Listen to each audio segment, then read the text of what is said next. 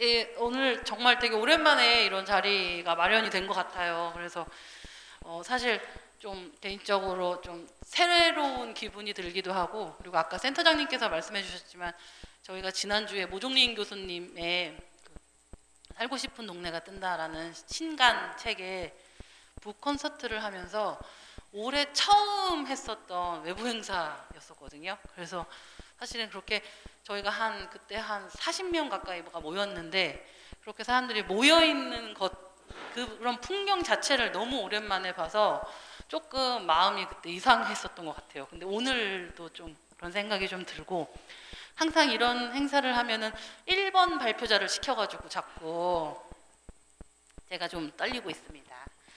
거짓말이에요. 오늘은 저희가 작년에는 이제 로컬 크리에이터의 생태계에 관한 말씀을 한 작년 6월 정도의 날짜를 보니까 이 자리에서 했더라고요. 그래서 올해는 조금 더 바꿔서 로컬 브랜드, 그리고 브랜드와 리테일에 관한 이야기를 하려고 하는데, 사실 제가 이렇게 뭐 연구를 하는 학자나 이런 사람이 아니기 때문에 사실 뭐 전체적인 이런 상황이라든지 다른 기업들의 얘기를 이렇게 세심하게 잘 알지는 못해서, 오늘도 이제 그 겉핥기식의 큰 이야기와 제주상해의 이야기를 좀 드리려고 하면서 이런 주제를 잡아 보았습니다. 해도 되는 거죠? 예, 마스크를 쓰니까 표정이 잘 안 보여서 일단 제주상해를 좀 설명을 드리려고 해요. 제주상해는 제주 기반의 컨텐츠 큐레이션 기업입니다. 최근에는 라이프스타일 비즈니스에 되게 관심이 많아졌고, 그리고 저희가 그 분야에서는 좀 패스파인더 같은 역할을 하려고 노력을 하고 있는 회사입니다. 제주상해는 저희가 하는 컨텐츠의 원칙은 지금 여기에서 우리만 할 수 있는 일을 한다라는 그런 저희 생각을 좀 가지고 있어요. 그래서 작은 기사를 하나 쓰더라도 그런 생각들이 좀 기반이 되고요. 결국 저희가 하고 싶은 것은 아주 다양한 방식의 그런 창작자들과의 네트워크, 그리고 새로운 연결을 통해서 결국은 재미있는 로컬을 만드는 게 저희 회사가 하고 싶은 일입니다. 지금 로컬 라이프 스타일 비즈니스의 성장과 확장이 요구되는 굉장히 다양한 내용들이 있는데, 이거는 아주 일반적인 것들이에요. 뭐 어떤 가치적인 소비라든지 아니면은 경제적 측면에서는 지금 사실 로컬 기반의 기업들이 아직도 좀 많이 성장해야 되는 그런 상황이거든요. 뭐 그런 내용, 그리고 기업적 측면에서 봤을 때에도 어쨌든 결국은 지속 가능성은 곧 성장과 어떤 뭐 매출적 의미 있는 매출이라든지 이런 거랑 연결이 되기 때문에 당연한 그런 상황이고요. 그래서 결국 제주상해가 하는 일은 제주의 가치 있는 그런 로컬 컨텐츠를 찾아내고, 그리고 계속 디깅하는 작업, 그리고 그것을 팔 수 있게 잘 가공하는 역할을 한다라고 생각을 합니다. 지역에서 지역 사람들이 쌓아온 일상의 가치를 찾아내고 그런 작업을 통해서 로컬을 로컬답게 만들어가는 일이 제주상해가 하는 일이에요. 그러면서 그 지역이 쌓아온 라이프 스타일, 그리고 여기에 어떤 지역의 정체성이 결합이 되고 이것들의 크리에이터들이 결합이 되면 결국 로컬 브랜드가 되는 것이라고 생각을 하고 있습니다. 사실 로컬이 왜 로컬로 갔는가, 왜 로컬이었을까를 이야기를 할 때 제가 되게 많이 이야기하는 것은 2014년도에 인매거진이 창간을 했거든요. 창간하고 난 다음 호에 썼던 제 글의 내용에 있어요. 매일의 삶이 나의 일이며 그 일이 가장 나다운 삶이 되는 라이프 스타일을 찾아서 저는 제주로 내려왔고 매거진을 창간을 하게 됐고 지금까지 제주 상해를 운영하고 있습니다. 그러니까 그때는 몰랐는데 그때는 알고 보니 제가 로컬 크리에이터였었고 저희 동료들이 로컬 크리에이터였다라는 얘기인 거죠. 지금의 로컬 크리에이터는 조금 약간의 시간에 따라서 조금 개념이 조금씩 달라지고 있다라고 생각을 해요. 제가 초기의 로컬 크리에이터를 저희 나름대로 정의를 했을 때는 지역의 매력을 발굴하는 사람들의 범위였다면, 사실 지금은 조금 더 발전을 해서 굉장히 다양한 방식으로 비즈니스화를 하는 사람들까지 연결이 되는 게 로컬 크리에이터라고 생각을 하고 있거든요. 그래서 이제 왼쪽에 보시면은 저희가 생각했을 때 이 로컬이 가진 매력, 자원이죠. 즉 그것과 크리에이터들의 결합, 그리고 이런 것들이 계속 순환을 하면서 브랜드를 만들고, 어떤 사람의 가치관과 취향이 일이 되고 그 일이 상품과 서비스가 되고 그 상품과 서비스가 브랜드가 되어서 그 브랜드가 다시 지역을 만든다라는 그런 개념을 좀 생각을 하게 되었습니다. 그래서 결국 지역 기반의 크리에이터 분들이 로컬 브랜드를 만들어 나간다라고 그렇게 할 수 있겠습니다. 제가 아는 그냥 언뜻 떠오르는 로컬 기반의 그런 브랜드들을 한번 쭉 써보았습니다. 아마 거의 대부분 아시는 것일 텐데, 이제 되게 여기서의 이제 약간의 큰 공통점을 보면 식품에 대한 게 되게 많죠. 그래서 저는 처음에 그게 왜 그랬는지 잘 이해를 못했었거든요. 우리가 보통 라이프 스타일 하면 의식주를 좀 아우르는데 식이 되게 중심이 되는 그런 로컬 브랜드들이 오랜 시간 동안 지금까지 계속 꾸준히 이어져 왔고, 지금도 새로 창업을 하는 분들 중에 지역에서 이제 로컬 푸드 쪽을 중심으로 한 그런 새로운 크리에이터들이 많아지고 있는데, 그 이유를 로컬에서 콘텐츠를 만들면서 사실은 알게 되었던 것 같아요. 사실 우리가 이제 뭐 의식주의 의가 조금 약하고, 또 주라는 거는 지금 완전 약해졌죠. 우리가 되게 획일화된 어떤 주거 문화를 갖게 되면서 아파트라든지 이런 거를 갖게 되었는데, 식 문화는 왜 지금까지 계속 많아지고 오랫동안 내려왔는가를 보면 식문화 때문인 것 같아요. 결국 지역마다 나는 그 원물이 다르기 때문에 그것들이 오랫동안 내려올 수 있었다라는 생각을 하면서 좀 오랫동안 대를 대물림해서 몇 대째 내려오고 있는 그런 식문화 기반의 그런 기업들을 좀 존경하게 되는 그런 것도 있었죠. 제가 생각하는 로컬 브랜드들은, 로컬 브랜드라는 것은 이런 의미를 가지고 있습니다. 그리고 여기에서 제가 생각하는 브랜드라는 거는 그 브랜드를 듣는 순간 갖고 싶게 되는 것, 그리고 듣는 순간 그게 어떤 것이지? 라고 궁금해하는 그런 것 같아요. 제주상회의 시작은 인매거진이었습니다. 저희는 제주상회를 인매거진으로 브랜드를 처음 시작했고 브랜딩을 시작했다라는 그런 의미이고요. 2014년에 살아보는 여행을 컨셉으로 해서 인매거진을 창간하고 올해 봄호까지 29호째를 한 번도 빠지지 않고 열심히 만들어냈습니다. 지금까지도 사실 전국에서 이제 전국 유통을 하는 사실 되게 소수의 매거진이기도 하고요. 로컬 매거진이기도 하고요. 아직까지는 잘 팔리고 있는데, 지금 되게 반가운 것은 제주에도 인매거진 이외의 다른 지역 매거진들이 좀 생겨나고 있어요. 되게 반갑다고 생각을 하고, 저희가 했던 이런 콘텐츠들을 아주 간단하게 보여드리면, 창간호는 제주 사람들이 봄을 맞는다는 고사리로 창간호로 시작을 하였고, 제주의 기후변화가 물론 여러 가지 문제점들이 있지만 꼭 그 중에서도 찾아낼 수 있는 긍정적인 이야기를 해서 작물의 다양성이라든지 이런 이야기를 좀 했었고, 그 많던 제주의 토종 흑돼지들은 다 어디로 갔을까에 관한 이야기라든지, 제주의 삶의 일부이지요 목욕탕에 관한 이야기, 그리고 또 한 10년쯤 지나면 정말 제주의 사람들이 먹었던 그런 음식들을 더 이상 먹을 수 없게 될 수도 있다라는 사실 그런 생각과 위기감을 많이 갖고 있어요. 그래서 할망밥상이라고, 요즘에 입말 음식이라고도 하지 않습니까? 입으로 전해 내려오는 그런 음식들에 관한 이야기를 했었고요. 제주 사람들은 어떤 간식을 먹었는가 이런 게 되게 궁금해서 이런 이야기를 하기도 했었고, 마을의 이야기, 그리고 1959년에 만들어졌다 2005년에 사라진 너무 진짜 찐 로컬 브랜드이고, 제가 생각했을 땐 제주의 어떤 근대 산업의 시초라고 할 수 있는 그런 한림 수직에 관한 이야기들을 했었습니다. 제가 매거진을 만들고 1년, 2년 정도가 지났을 때 가장 많이 들었던 것은 어떻게 망하지 않을 수 있었는가에 관한 얘기였었어요.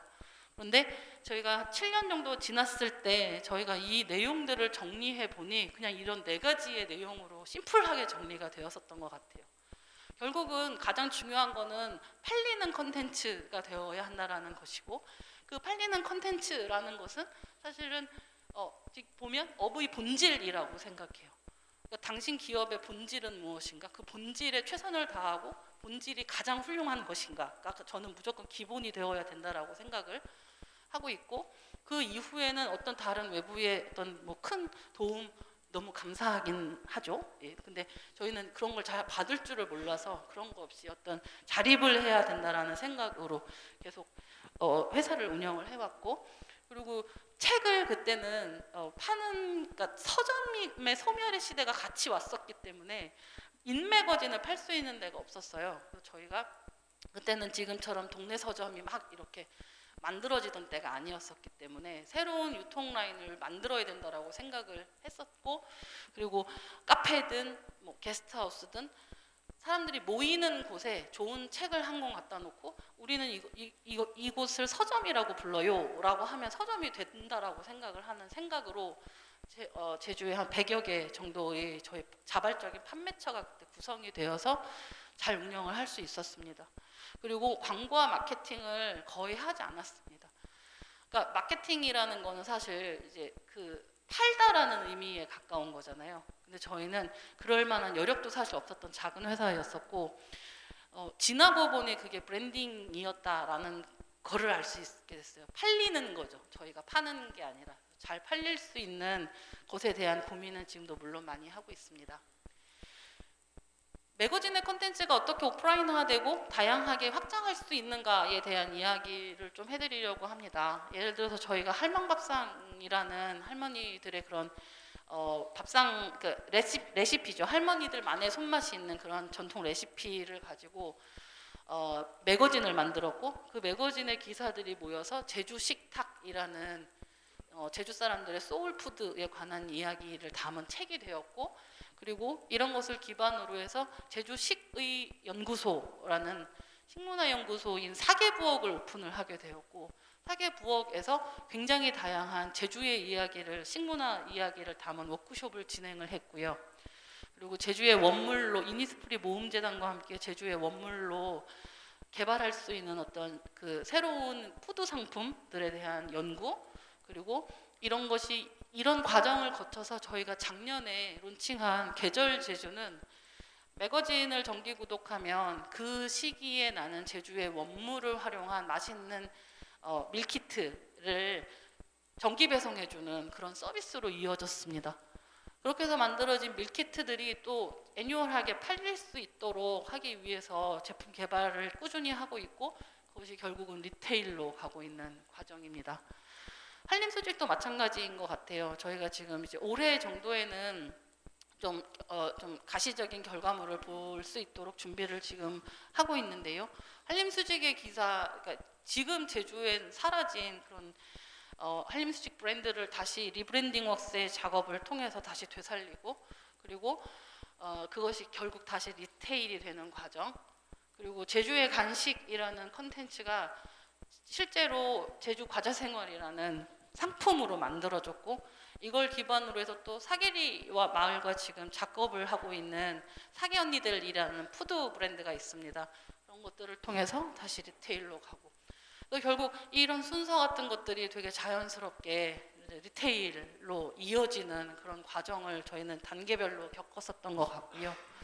그 과정에 인매거진을 중심으로 해서 저희가 중문은 이제 곧 철수를 하긴 하는데, 중문과 탑동 올리브영 쪽에 저희 인스토어를 열고, 그리고 제주 컨텐츠를 더 매거진에서 발전된 컨텐츠의 디깅을 위해서 인플러스라는 단행본 라인을 만들게 되었고, 그 다음에 저희가 만드는 굿즈 라인, 뭐 인띵즈라든지 인테이블 사계부엌이거든요, 원래 이름이.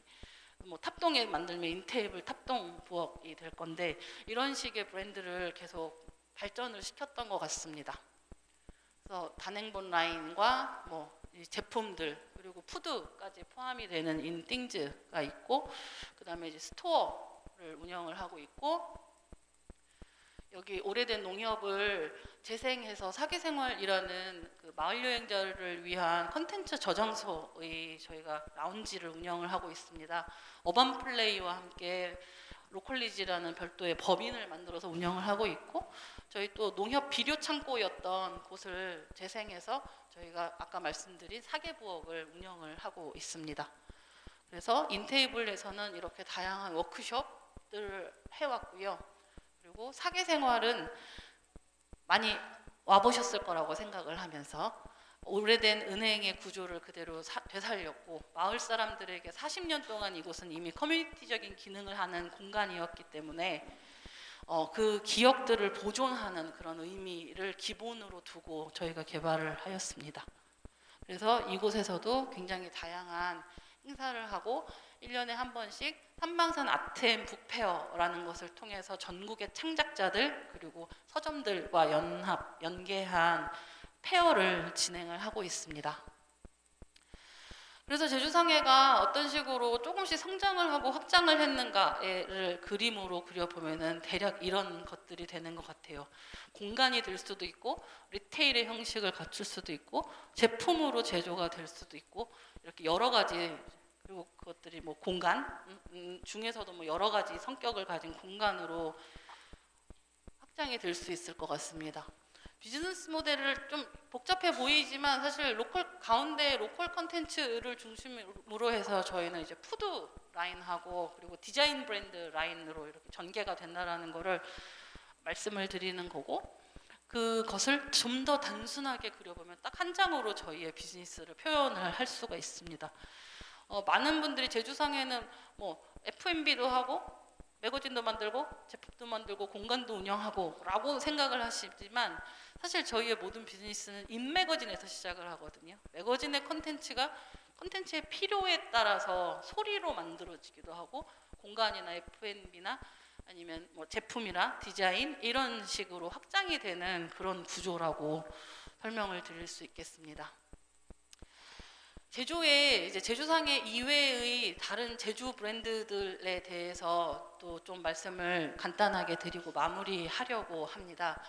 사실 지금 여기 앞에 보이시는 이제 소분류 로컬 컨텐츠, 앵커 스토어, 또 로컬 크래프트, 로컬 푸드, 로컬 액티비티, 스마트 관광, 이거는 사실 작년에 중기부에서 로컬 크리에이터 사업을 하면서 분류한 6가지 분류예요.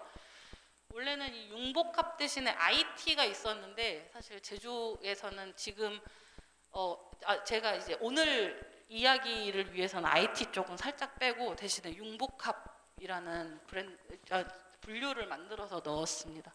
그래서 뭐 컨텐츠, 앵커 스토어, 뭐 지금 D&D 디파트먼트 제주가 너무 잘해주고 계시고, 해녀의 부엌이나 플레이스 캠프가 이제 동서남북으로 하면서 지금 훌륭하게 하고 계시다고 생각을 하고, 이제 융복합 같은 경우에는 지금 제주 1800개 커피 전문점 플라스틱 컵을 처리하는 플라스틱 컵 수거함을 개발한 지금 이노버스, 그리고 얼마 전에 이제 규제 혁신 샌드박스를 통과해서 지금 다시 날개를 막 펴고 오르려고 하는 다자요라는 브랜드가 있고요. 그리고 제조 쪽에서 요즘에 눈에 좀 많이 보이는 것은 그 한라산 1950 치약이 진짜 되게 뭐 대표님은 아니시라고는 하지만 제가 봤을 땐 진짜 빵 터졌다고 볼 수 있는데, 저희 사계생활에도 사실 한 주에 100개 이상씩 팔리거든요.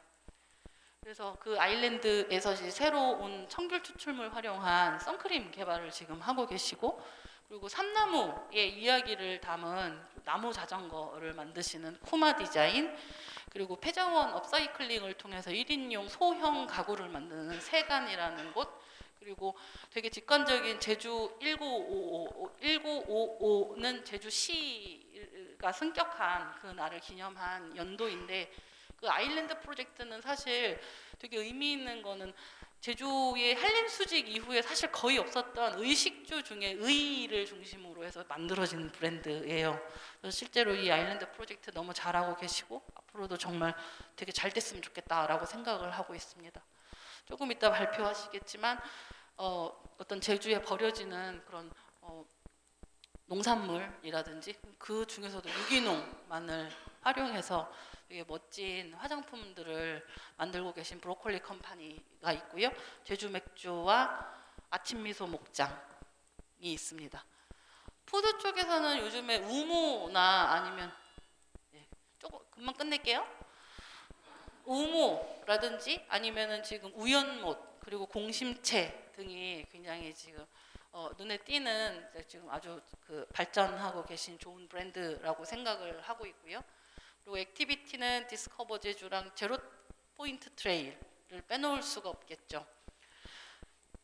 네, 마지막입니다. 그 모종린 교수님께서 굉장히 좋은 강연을 저도 이제 되게 자주 듣지만 지난주에는 굉장히 진짜 흥미로운 강연을 해주셨던 것 같아요. 그 책에 나오는 마지막 문장을 좀 같이 나누려고 합니다. 우리나라의 모든 동네 브랜드화에 대해서 제안을 하셨고, 그리고 결국 장기적으로 봤을 때는 읍면동이 우리나라에 3,473개가 되는데 이곳들 모두 다 로컬 브랜드가 나오고, 그리고 이곳들 하나하나마다 그런 로컬 브랜드들이 모이는 로컬 편집숍이 하나씩은 만들어지는 게 정말 의미 있는 선진국으로 가는 그런 길이다라고 말씀을 해주시면서 저희 그 강연을 해주셨던 것이 너무 인상적이어서 오늘 강연에서도 이 말씀으로 이야기를 마치도록 하겠습니다. 감사합니다.